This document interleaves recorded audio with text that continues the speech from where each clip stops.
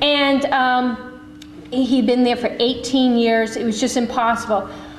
Well, we waited for a long time, and I'll show you the piece that a lot of people talk about. But we mailed out this to 4,000 of our closest friends, and you probably remember his speech if you've heard this before. Saying his own words. And I'm going to rip them apart. I'm going to make sure that the rest of their life is ruined. And when they're 8 years old, they throw up. When they're 12 years old, they won't sleep. When they're 19 years old, they'll have nightmares, and they'll never have a relationship with anybody. That's what he said against Jessica's law, and what he, as a defense attorney, was going to do to children when he got them on the stand. He said this over 2 years ago, so he had already been reelected since he had said this, and everybody said you couldn't keep it relevant that he had done this. First, one of our first things we did was we kind of gave him an anniversary cake on the day that he had said this 2 years later. But we thought about how do we get this information out there again about this guy, and it comes to one on our Outlast. Look, the Democrats. On the Outlast, the Democrats start their campaigns all around Columbus Day. That's when they start. Republicans, we have to start much earlier because we're not the incumbents. So we have to be out there door knocking and do a lot. But the Democrats all kick in along with the unions about Columbus Day weekend. And so about that time, he started mailing. He probably did 6 mailings. And on every conference call we'd have with Shauna's people, they'd say, Holly, when are we going to do something? And we were passing out stuff, but I said, we're going to wait, we're going to wait, we're going to wait. And towards the end of the campaign, they were really aggravated with me, and they had no idea what was coming. And I constantly felt like on these conference calls, like I was Braveheart with the polls and saying, hold, we're just going to hold. Here comes the English, we're going to hold, ready, now. And then what we did was we released that card. It hit everybody's mailbox the Thursday before the election. And it was like, what happened? And if you hear the whole clip, if you go on and Google just Reagan, it comes right up. But after he says that, he finishes his speech with, and that's not because I'm a nice guy. And we didn't have the money to put it in because that was a 30-second clip. We only had enough money for a 20-second clip. So all the newspapers thought we were terrible because we didn't put the whole clip in there. And we kind of suspected that that's the way they were going to play it. But what they did, and we were hoping for, is that they linked up to the whole speech. So that when the article came out, they said, look, she didn't put the whole speech in there. And so everybody watched the speech over and over and over and over again.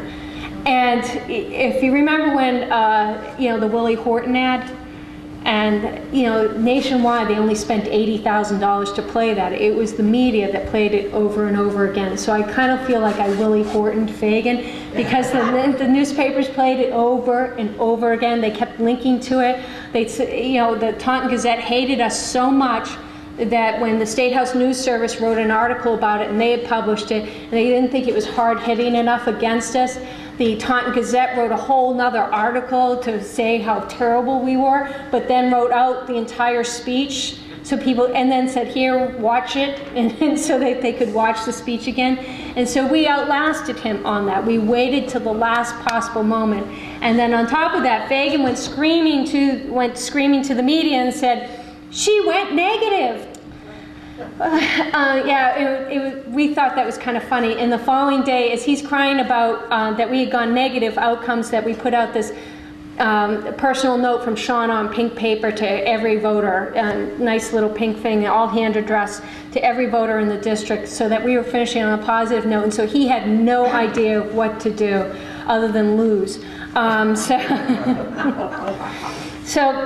So we outsmarted him with that. Outplay, what do I mean by outplay? Well, we've got to run better grassroots organizations. We've got to be out there door knocking. We've got to, combat this neighbor to neighbor program, which is basically Acorn, now called Neighbor to Neighbor. That's what it is. They were, we've caught them cheating in Lawrence and Worcester and all over the place, and we've got to be vigilant in fighting them. We've got to do better GOTV, and I've heard a lot of people today talk about the state party.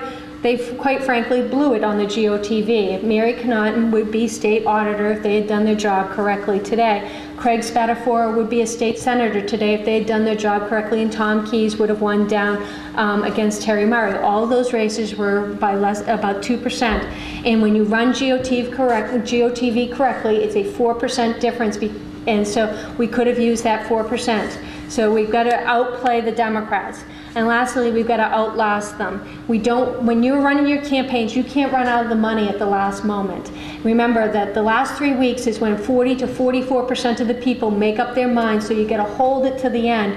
And as much as, when Reagan was mailing all those things against Shauna, and we're just sitting there and, we're just door knocking and passing out their stuff, and her people were like, when are we going to do something?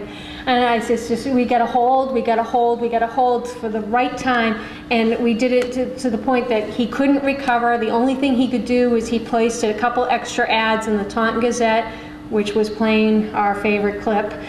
So it worked out very well for us.